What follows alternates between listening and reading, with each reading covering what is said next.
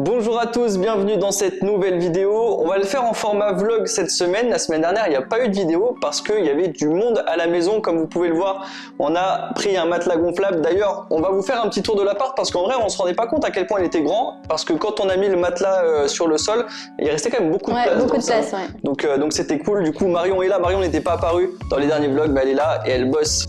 Ouais, je travaillais un petit peu en ce moment. Et du coup, la semaine dernière, les 2 dernières semaines d'ailleurs. Ouais, les 2 dernières semaines, j'ai eu ma famille, donc j'étais pas trop présente non plus, mais... Qui est venue à Tallinn. Ouais, c'est ça. Ma sœur, ma cousine et puis son copain. Du coup, c'est cool. Hein. J'ai pu leur faire visiter la ville où j'habite maintenant, donc ça fait plaisir. Voilà, du coup, Marion, elle a découvert pas mal de petites rues sympas, pas mal de coins sympas à Tallinn qu'on a été filmés notamment aujourd'hui. Donc on pourra vous montrer quelques petits plans. Et puis ce sera l'occasion de revenir aussi sur la situation sanitaire en Estonie. On a pas mal de questions là-dessus sur Instagram, sur Facebook.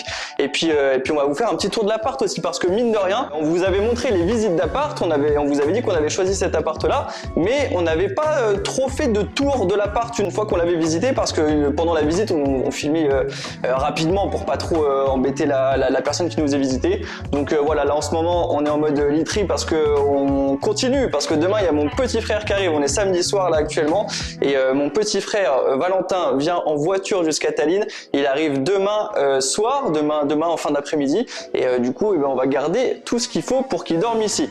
Donc on va vous dire tout ça dans cette vidéo. Intro.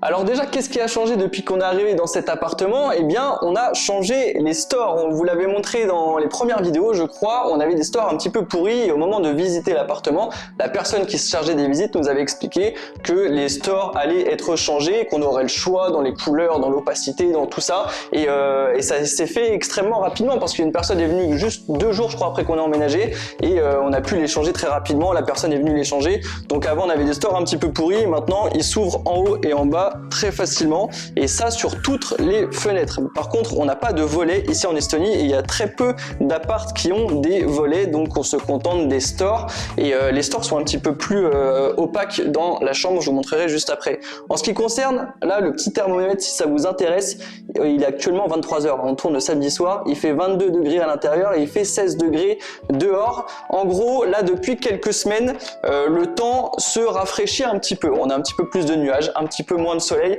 et le temps se rafraîchit un petit peu. On commence tranquillement à rentrer fin août, début septembre. Il a beaucoup changé quand j'ai visité avec ma sœur et ma cousine. Ouais. Toi, quand ta famille est venue, c'est vrai. Il a fait chaud au début. Des fois il faisait chaud, des fois il a plu. Pas mal de petites averses et tout. Ouais, donc on n'a pas eu trop de chance, mais aujourd'hui il a fait beau et on a pu faire quelques plans sympas. On a eu de la chance aujourd'hui. Marion elle est en train de bosser.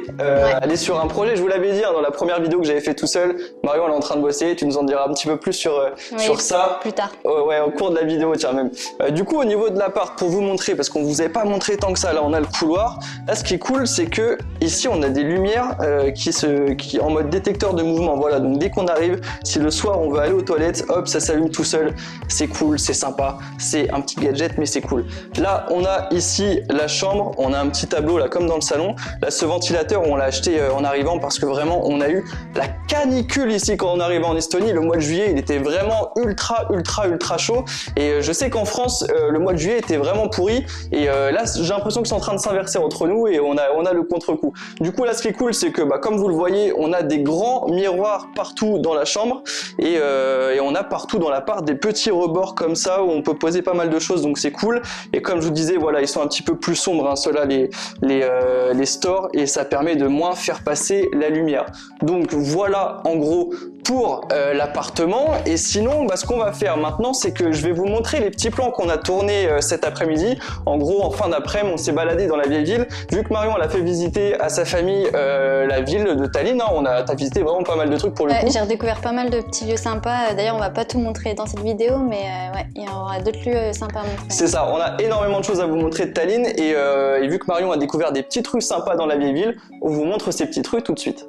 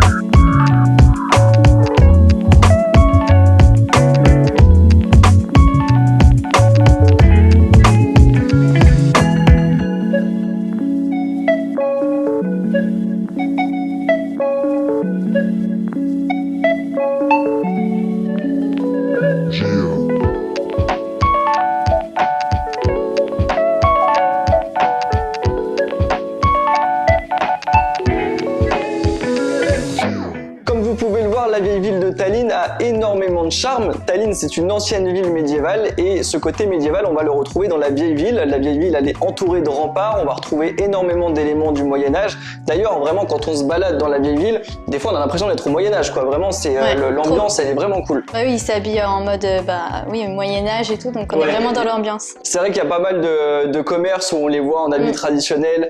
Il y a beaucoup de tavernes aussi, notamment à Tallinn. Et vraiment, pour ça, la vieille ville, c'est vraiment cool. Même les petites boutiques souvenirs et tout, elles sont dans des petits endroits, dans des petites portes et tout. Donc, dans des petits trucs comme on vous a montré juste avant et que tu avais découvert. Sinon, au niveau de la ville en elle-même, nous, ça fait 5 mois qu'on est là. Et c'est le cas pour la vieille ville, mais c'est le cas aussi pour toute la ville entièrement. La ville est ultra propre.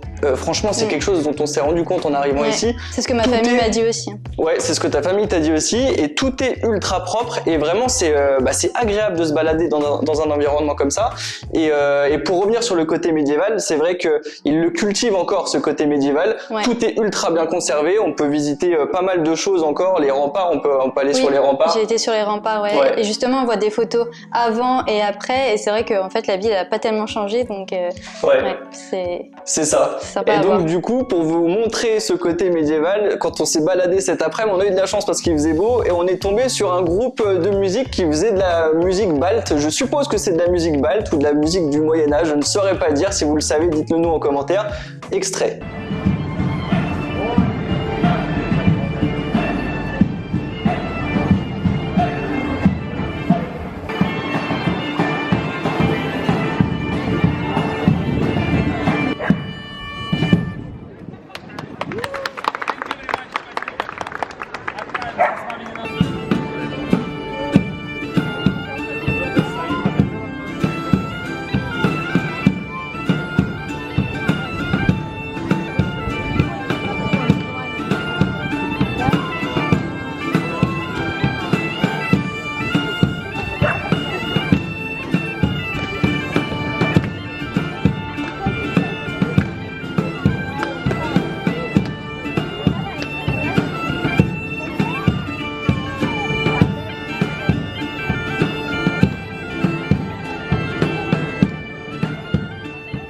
C'était vraiment sympa ce petit concert improvisé dans les rues de Tallinn et pour revenir aussi sur le titre de la vidéo, c'est vrai que la situation sanitaire s'est quelque peu dégradée ces dernières semaines en Estonie, mais ça n'empêche qu'il y a encore de grosses activités comme ça en plein air avec beaucoup de gens qui se rassemblent. Là, il y avait beaucoup de gens qui étaient autour, qui dansaient notamment sur la musique. Et en fait, ce qui s'est passé, c'est que nous, ça fait 5 mois maintenant qu'on est ici. On est arrivé en avril, c'était le premier confinement estonien en avril. Donc le confinement, qu'est-ce que c'était? C'était masque à l'intérieur pour aller faire ses courses et quelques commerces qui étaient fermés, on ne pouvait pas entrer à l'intérieur. En gros, c'était ça. Il n'y avait pas de couvre-feu, il n'y avait pas d'attestation, mais même pas de confinement réellement en soi, si ce n'est que le gouvernement a dit lockdown, il faut rester chez soi. Il n'y a pas d'obligation, il n'y a pas de contrôle, j'ai l'impression, mais les gens respectent et les gens restent chez eux. Et ça a permis de vraiment faire descendre la courbe de cas et assez rapidement, on a retrouvé une vie normale. Et quand on dit une vie normale, c'est une vie tout à fait normale. C'est-à-dire que là, ces derniers mois, ces dernières semaines, aucun masque ni à l'extérieur ni à l'intérieur. Et il n'y avait plus rien. Il n'y avait plus rien du tout. On pouvait faire autant d'événements qu'on voulait. On pouvait aller dans des bars, on pouvait aller en boîte de nuit, on pouvait faire tout ce qu'on voulait. Il n'y avait plus rien du tout. Et ces dernières semaines, c'est peut-être dû au tourisme. Hein, mine de rien, c'était les 2 mois d'été. On a eu pas mal de gens sur Tallinn. Les gens se rassemblent plus l'été, les étrangers, des gens sortent aussi plus. Et les cas de Covid sont repartis à la hausse. Et donc du coup, ce qui s'est passé, c'est que dans un premier temps, ils ont mis une barrière à l'entrée pour les bars et les restaurants. C'est-à-dire que pour les personnes vaccinées, il n'y avait aucun problème, elles faisaient ce qu'elles voulaient. Mais pour les personnes non vaccinées, c'était 50 personnes maximum à l'intérieur et 100 personnes maximum à l'extérieur. C'est-à-dire que sur une terrasse de resto, au-delà de 100 personnes, il fallait un pass sanitaire. Et à l'intérieur du coup des restaurants, c'était 50 personnes. Et quelques jours après, je crois une semaine après peut-être, ils ont mis en place le pass sanitaire partout en fait. Enfin partout, non même pas partout en fait. Enfin c'est partout mais juste sur la jauge des 50 et des 100 personnes, je crois. Ouais, c'est ça. Moi, quand ma cousine, ma sœur et son copain sont venus, il y avait juste les musées où il fallait le pass sanitaire. Sinon, on a été embêtés nulle part, même pas au restaurant. C'est ça. Et c'est seulement à partir du 26 août du coup qu'il y a vraiment eu les restrictions. C'est ça. C'est-à-dire qu'en fait, ouais, au début, c'était la jauge de 50 et de 100 personnes pour les bars et les restaurants. Et maintenant, c'est la jauge de 50 et 100 personnes dans tous les commerces, j'ai l'impression. Mais bars et restaurants, c'est pas sanitaire obligatoire quoi qu'il arrive. Après, Par contre, je crois que les terrasses sont pas concernées. Ouais, et les centres commerciaux non plus. Les centres commerciaux, ouais. Les centres commerciaux, ouais, ils sont pas concernés. On peut encore aller faire nos courses dans les galeries commerciales ou autres. Donc ouais, pour l'instant, la situation se dégrade et nous, on n'est pas vaccinés pour le coup. C'est vrai que quand on est parti de France, les jeunes ne pouvaient pas encore se faire vacciner, donc on ne l'avait pas fait.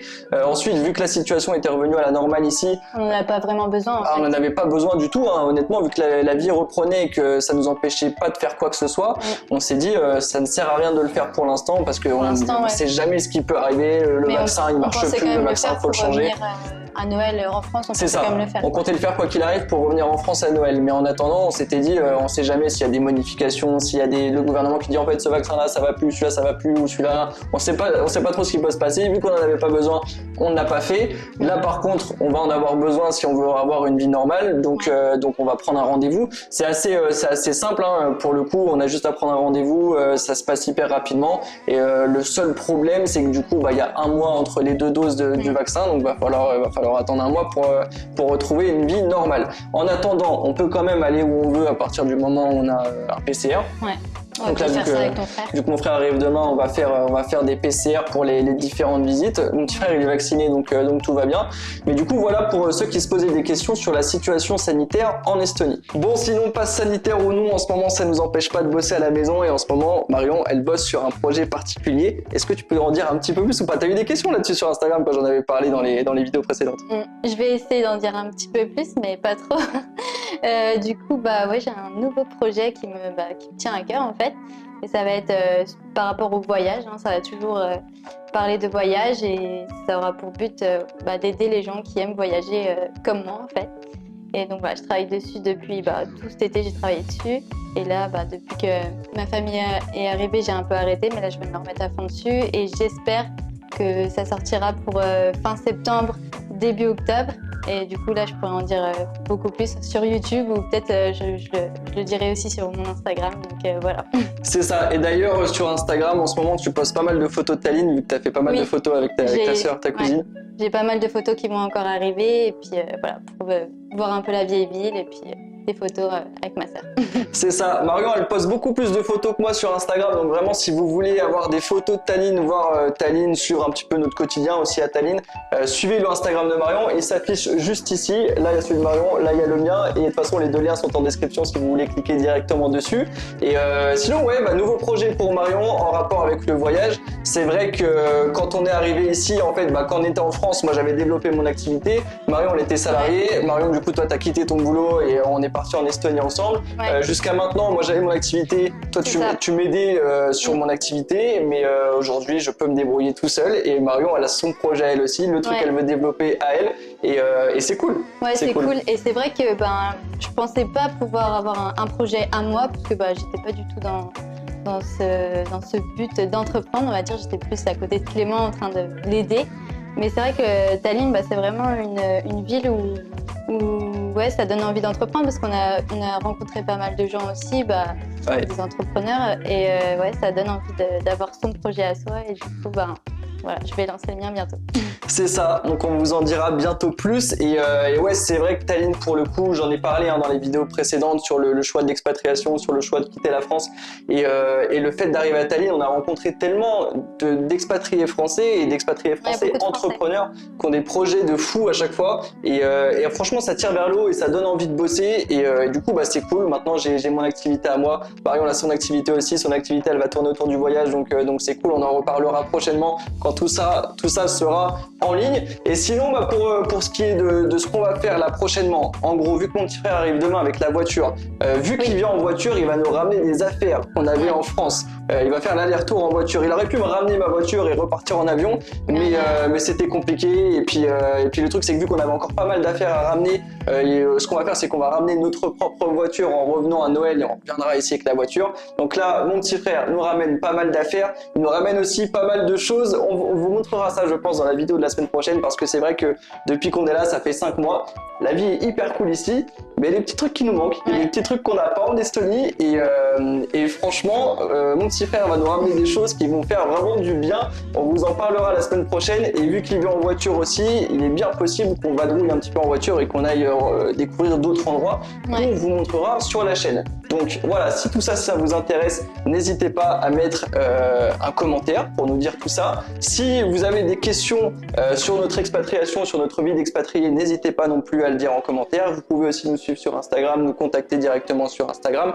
Et comme vous le savez, moi j'ai rédigé un guide pour les créateurs de contenu vidéo. Je vous parle de mon expérience personnelle sur cette chaîne YouTube, mon expérience sur mon autre chaîne YouTube, mon expérience de formateur vidéo en ligne. Et ce guide, il est disponible gratuitement en téléchargement. Le lien, il est dans la description, c'est sur mon site clémentherbès.com. Et ce guide, je l'ai donc envoyé à toutes les personnes qui m'ont laissé leur mail ces derniers temps. Et si vous avez envie de le télécharger, il suffit d'aller dans le lien qui est dans la description, clémentherbès.com. Pour le reste, on se dit à la semaine prochaine.